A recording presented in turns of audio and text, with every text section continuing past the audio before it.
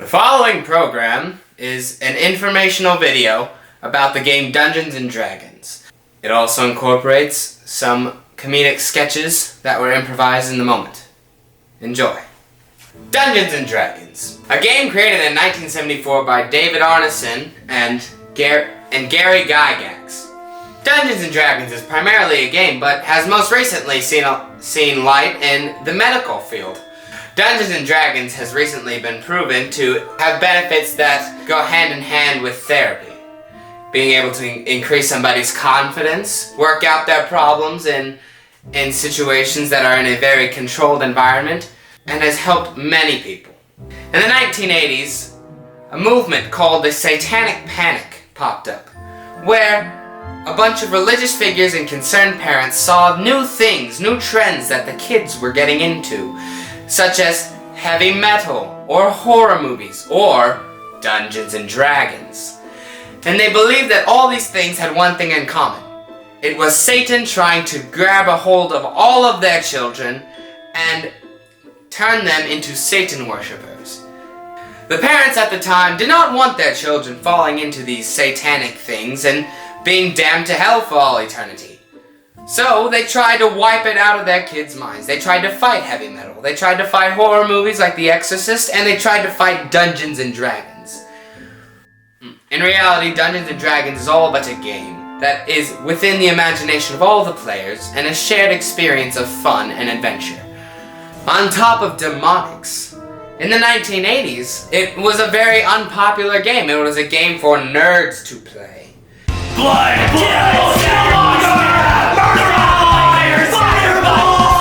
Satan everywhere! On the walls! On the floor! Satan! The light! In my eyes! I kissed Benito Mussolini passionately on the neck and compliment his scent. Roll. Oh, one. He really isn't a fan. He says, I don't know if we should be doing this, and he starts like kind of run away really fast. Tell him no. And that it's okay. Nobody has to find out about this. Hitler won't mind that much. Well, with disadvantage. Okay. Please. 17! Disadvantage, so roll. Oh, again. you're right. 10. He's very, very hesitant. And, why exactly are you doing this? For intel.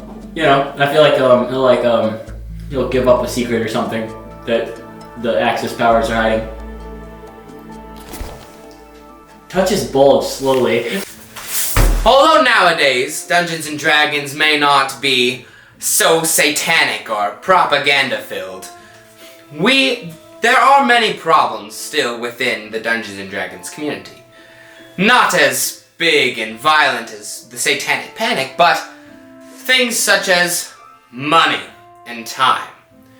Dungeons & Dragons requires you to have a consistent schedule, meeting every week such as a session, and then you play chapters of the story in these sessions over a course of many weeks. The problem that runs into that is real-world things. People have other things they want to do. If they have a life, they will do other things at that time. It is hard to get everyone consistently in the same room. Strategies revolving around that have been just be flexible. Communicate with each other. Be open to different times of the week and just make sure it works with everybody. Alright, so it was a good session. So for next session, I'm gonna be a little busy for like the next week. I got a bunch of stuff coming on, but how's next week, Tuesdays, Thursdays? Are those good for you? Hold on. No, okay, so I have a dentist appointment on Tuesday. What time? It's at like 4 p.m. They're open. They're not open during the mornings for some reason. It's a really backwards dentist. I've never understood what that's about. Okay. But And that night? That night? Well, it's actually it's a root canal, so I'm gonna be like numb. It's like a 2-hour operation, and I'll be knocked out the rest of the day, all blah, blah, blah, blah, you know? Can you do, how about that Friday instead? So it's my grandpa's funeral. Oh. You have a rebuttal for another day then? So 2 months, 5 days from now, in about maybe 20 hours. Does that sound good? Damn, I like your grandpa too, it sucks. No, my dog's actually gonna die on that day. Okay, so that means we'd have to push back about 5 months? Wait, how do you know your dog's... That's not important. Thing is, 5 is like an odd number, right? I feel like 6 is a nice round even number. We should do 6 months from now. Okay, but like 6 is kind of odd because I like going by 5. So if you want to compromise, 10 months. 10 months? That's October again. My birthday's in that month. I celebrate birthday weeks, and not birthday week, but birthday weeks, as in the 3 weeks around it and the one that it's in. So I won't be able to do until November. So that's 11 months from now. But that's like 11's gross. So you know. So same time next year? Yeah. Besides scheduling issues, saying the players were able to meet consistently, there are a few more things that are problems in the community. The cost of miniatures, for example. Now, you don't need a lot of miniatures to really sell the game Dungeons & Dragons. It's all an imagination game anyways. But for some people, they really like to have miniatures. They really like to give a good visual representation of what they have going on in their mind. And unfortunately for most people who play Dungeons & Dragons as a hobby, can't afford those miniatures. A good solution to the miniature crisis is that you don't need it. All you need is your imagination.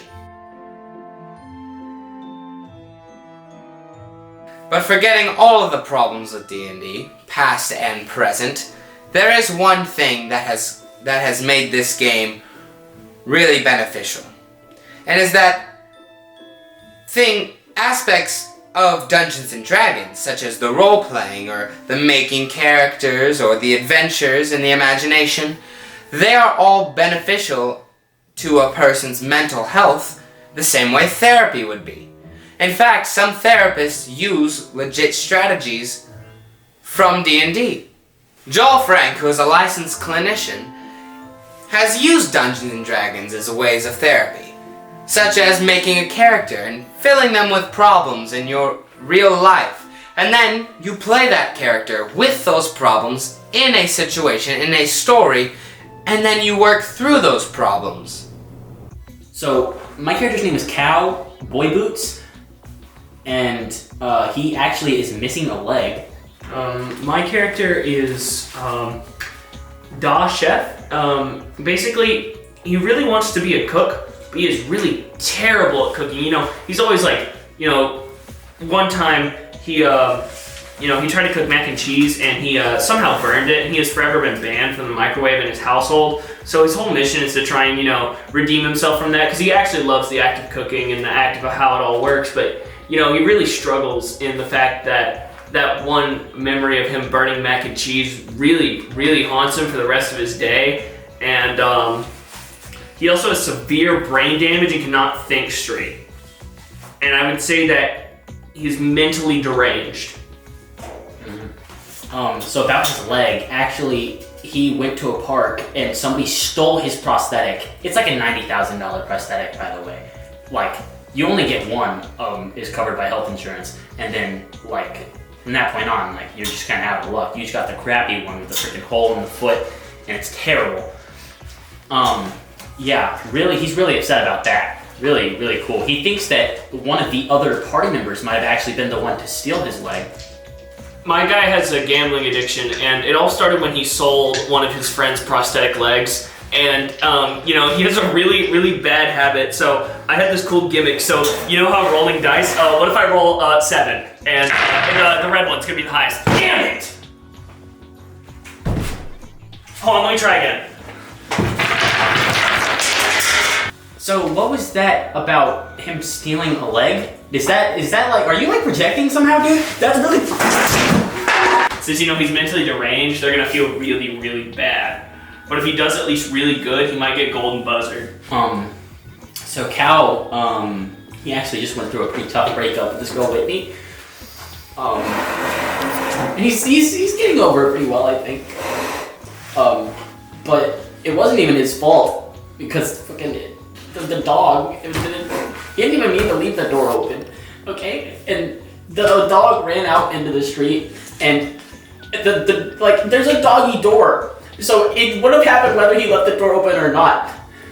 And then the semi, it came, and Cal, he wasn't paying attention, so when he walked out just a little bit later, he was just met with a dog in the road that happened to be his girlfriend's dog, Whitney, and he was gone.